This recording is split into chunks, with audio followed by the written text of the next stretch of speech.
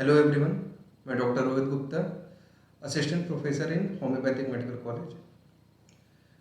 कुछ कमेंट्स मैंने देखे मेरे यूट्यूब चैनल के वीडियोस पे।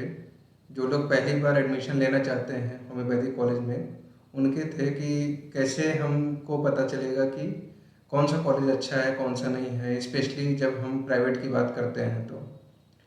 तो मैं 5 आज वो टिप्स बताऊंगा जिसको देख के आप चाहे कॉलेज गवर्नमेंट का हो या प्राइवेट का, आप पता लगा सकें कि वो आपके लिए सही है या नहीं, आपका फ्यूचर वहाँ पे सिक्योर है या नहीं।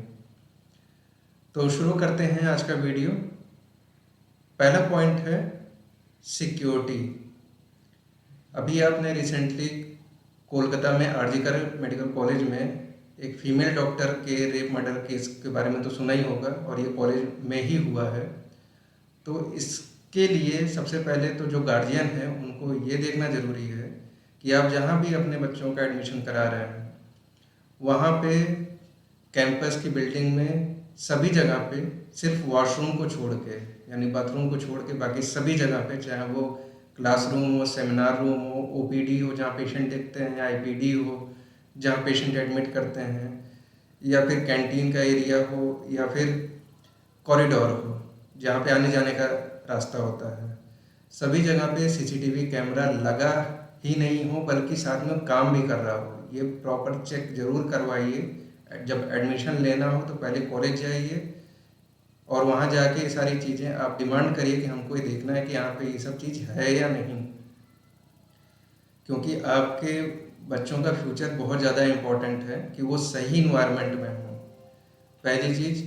दूसरी चीज़ यहाँ पे ये है कि अगर हॉस्टल में बच्चा रह रहा है या आप हॉस्टल में रखना चाहते हैं उसको, तो हॉस्टल के कॉरिडोर में भी सीसीटीवी कैमरा वर्किंग होना चाहिए, क्योंकि बहुत सारे बच्चों के डेथ ऐसे हो जाते हैं जो पता भी नहीं चलते कि उसके पीछे वजह क्या थी, उसे बाद में सुसाइड दिखा दिया जाता है। बहुत सारे मेडिकल कॉलेज में ऐसा हिस्ट्री रहा है, और हर साल लगभग कहीं ना कहीं इंडिया में ऐसा होता ही है। तो आप एडमिशन से पहले ये ज़रूर कंफर्म कर लें कि वहाँ पे सिक्योरिटी व्यवस्था कैसी है, और साथ में कॉलेज के गेट पे गार्ड हैं या नहीं, और वहाँ पर भी सीसीटीवी की कवरेज है या नहीं कॉलेज के एंट्रेंस पे, ये सारी चीज़ें। नेक्स्ट सेकंड पॉइंट है infrastructure with hygiene facilities. Means college का इंफ्रास्ट्रक्चर ठीक ठाक होना चाहिए। ऐसा ना हो कि जर्जर बिल्डिंग में कॉलेज चल रहा है या बिल्डिंग ही नहीं है ठीक से। और दूसरी चीज़, हाइजीन फैसिलिटी बहुत इंपॉर्टेंट है। जब हम मेडिकल कॉलेज की बात करते हैं तो वहाँ पे जो वॉशरूम का एरिया होता है वो ऐसा तो नहीं है कि टीचर और स्टूडेंट के लिए कॉमन है, और वहाँ पे प्रॉपर तरीके से सारी फैसिलिटीज़ हैं या नहीं, ठीक है, पानी की, हैंड वॉश की, एट्सेट्रा एट्सेट्रा, जो जो चीज़ें मिनिमम रिक्वायरमेंट होती है एक मेडिकल कॉलेज के वॉशरूम में या हॉस्पिटल के वॉशरूम में, ये ज़रूर चेक कर लीजिएगा। क्योंकि अगर इतनी फैसिलिटी भी नहीं कोई कॉलेज दे पा रहा है तो वो और कुछ फिर आपको नहीं दे सकता है। फिर आते हैं हम थर्ड पॉइंट पे। अगर कॉलेज 5 से 6 साल पुराना है, एक बैच लगभग वहाँ से निकल चुका है पास करके, तो उसकी ओपीडी में पर डे मिनिमम 100 पेशेंट होने ही चाहिए।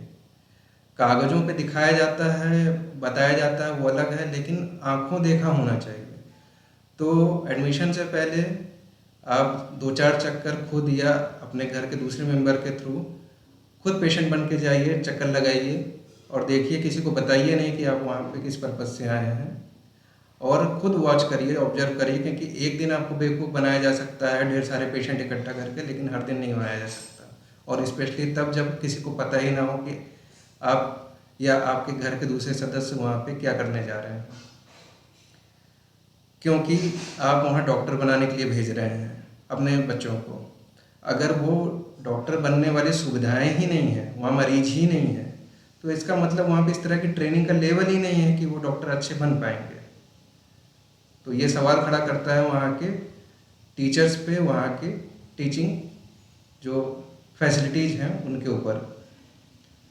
फिर हम आगे बढ़ते हैं चौथा पॉइंट। ये ज़रूर देखिए वहाँ पे और पता करिए वहाँ पे जो वहाँ के स्टाफ जो कॉलेज के हैं, स्पेशली जो टीचिंग स्टाफ है, कहीं बार बार बदल तो नहीं रहे हैं? स्टेबिलिटी है टीचिंग स्टाफ में या नहीं, या बार बार चेंज होते हैं, एक जाता है दूसरा आ जाता है, जल्दी जल्दी ऐसा होता है?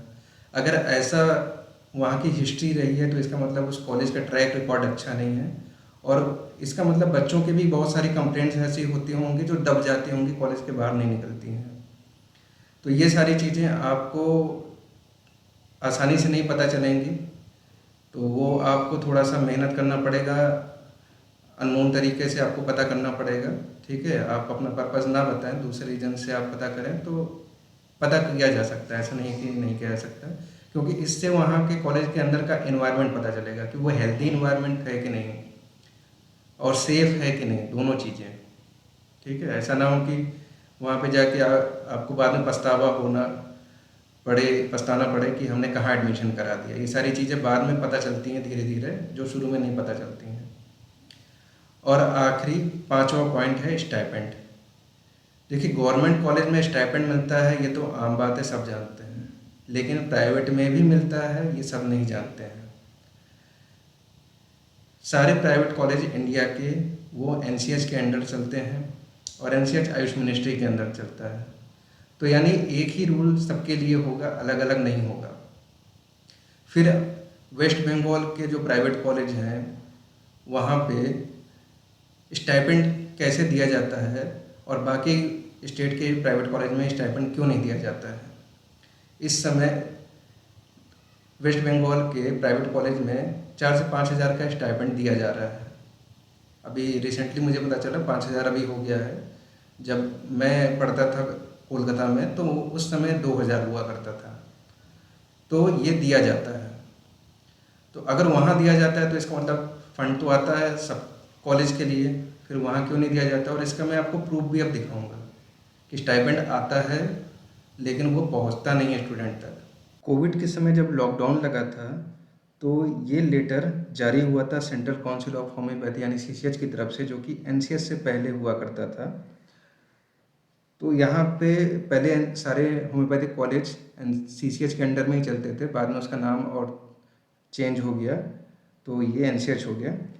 तो ये रूल पहले से ही है, देखिए यहाँ पे लिखा हुआ है, टू द प्रिंसिपल ब्रैकेट में all self financed and government aided homoeopathic medical college for strict compliance subject no salary pay wages stipend deduction and regular payment to the faculties, students and other employees working in the self-financed or government-aided homeopathic medical colleges or institutions during lockdown period due to COVID-19। यहाँ पे clearly ये mention है, तो इससे ये confirm हो गया कि जो कोलकाता में स्टाइपेंड मिलता है वो रूल ऑल ओवर इंडिया में है, लेकिन बाकी जगह फॉलो नहीं किया जाता और करवाया जाता है। अब यहाँ पे आप सेकंड ये देखिए स्क्रीनशॉट, ये जो नया रेगुलेशन बना है एनसीएच के अंडर में, ये उसमें क्लियरली मेंशन्ड है 14वें पॉइंट में सेकंड नंबर पे, during internship the interns belonging to institute of the central government, state government और union territory as the case may be and all the private homoeopathic medical colleges और institutions shall be eligible to get the stipend at par with other medical systems under respective government, and there shall not be any discrepancy between medical systems। यानी सभी private college को stipend देना होगा और ये compulsory है। तो अगर आपको नहीं मिल रहा है या मिला है तो आप इसकी डिमांड करें। तो अगर कोई कॉलेज आपसे बॉन्ड भरवा रहा है तो आप उसमें ये भी देखें कि मेंशन ज़रूर हो कि आपको स्टाइपेंड मिलना चाहिए। और दूसरी बात ये कि इसके अलावा भी 2 और ऐसे पॉइंट हैं भ्रष्टाचार के जो स्टूडेंट सफ़र करते हैं। एक तो उनका कॉशन मनी नहीं लौटाया जाता, और दूसरा उनके डॉक्यूमेंट ज़बरदस्ती रख लिए जाते हैं। अगर ऐसा किसी स्टूडेंट के साथ होता है तो इस स्थिति में क्या करना होगा उन्हें, ये मैं आगे के 2 सेपरेट वीडियो में आपको बताऊँगा।